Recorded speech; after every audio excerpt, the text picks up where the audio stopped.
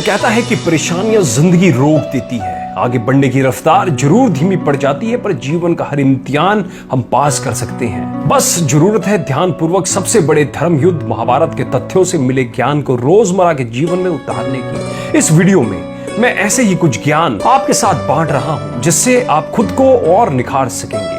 यह ज्ञान उन नियमों को समझने के लिए बेहद जरूरी है जो मनुष्य को शिखर तक ले जा सकते हैं। अगर आपको यह ज्ञान पसंद आए तो यह वीडियो शेयर जरूर कीजिएगा।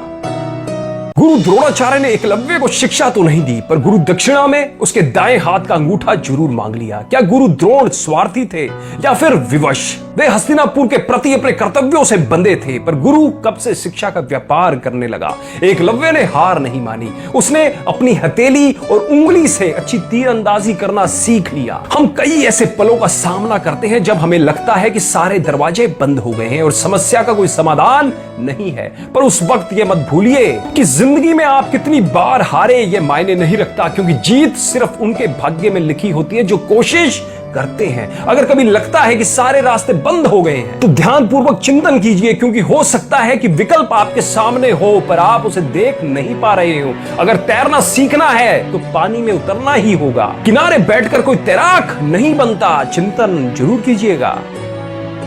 शिक्षा समाप्त होने के बाद गुरु द्रोणाचार्य ने पांडवों और कौरवों के बीच में स्पर्धा रखी, जिससे प्रजा में यह भरोसा जग सके कि राजकुमार उनकी रक्षा करने के काबिल हैं।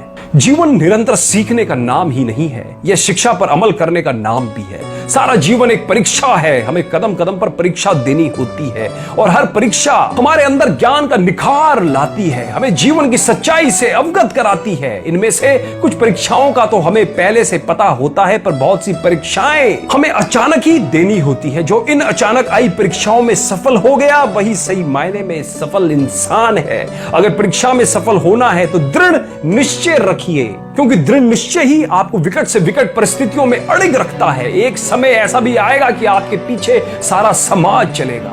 जीतने वाले सिर्फ मंजिल देखते हैं और हारने वाले सिर्फ रास्ते की कठिनाइयां। चिंतन जरूर कीजिएगा।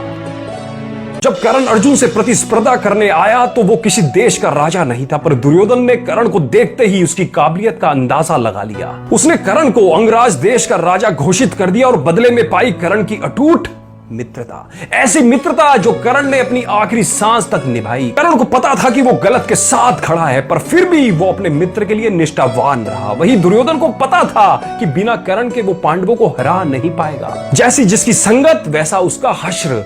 अपने फायदे के लिए अक्सर लोग हमारा इस्तेमाल करते हैं। सही होते हुए भी अगर हम गलत लोगों के साथ दोस्ती रखेंगे तो हम भी बुराई की तपिश से बच नहीं पाएंगे। कीचड़ हमेशा गंदा रहता है, अगर उसमें पत्थर फेंकोगे तो गंदगी खुद पर ही आएगी। चिंतन जरूर कीजिएगा।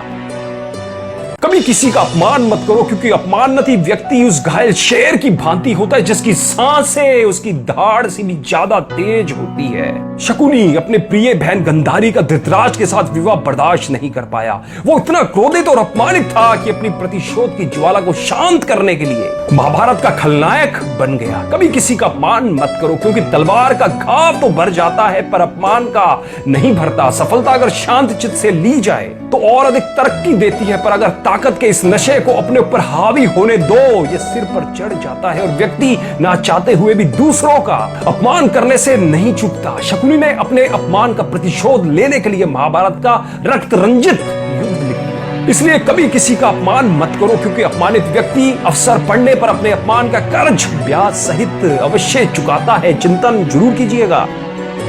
शकुनी महाभारत के उन प्रमुख पात्रों में से एक है जिसको महाभारत के युद्ध के लिए जिम्मेदार ठहराया जाता है। शकुनी ने अपने षड्यंत्र और कुचाल से अपनी ही बहन के खानदान का अंत करवा दिया। बच्चे तो कच्ची मिट्टी के सम्मान होते हैं, जैसा ढांचा तैयार करना चाहते हो वैसा ही आकार उनको दे दो। शकुनी ने बचपन से ही कौरवों में पांडवों के खिलाफ नफरत का बीज बोना आरंभ कर दिया। फिर जब एक दिन वो जहरीला पेड़ बनकर तैयार हुआ तब उसका कटना तो तय ही था। अधिकतर हम अपने साथ हुए अपमान में अपने बच्चों को शामिल कर लेते हैं, उनके बचपन में कड़वाहट घोल देते हैं। फिर जब आगे चलकर यही कड़वाहट बच्चों का जीवन खराब कर देती है तब पछताना क्यों? पछतावे क्या हो तो जब चिड़िया चुग गई खेत। इसलिए हमेशा स्थिति का आकलन ठंडे दिमाग से करो। फैसले तब लो जब उनके भविष्य पर असर का विश्लेषण कर लो। शकुनी मत बनो, अन्यथा अंत विनाशकारी ही होगा। चिंतन जरूर कीजिएगा।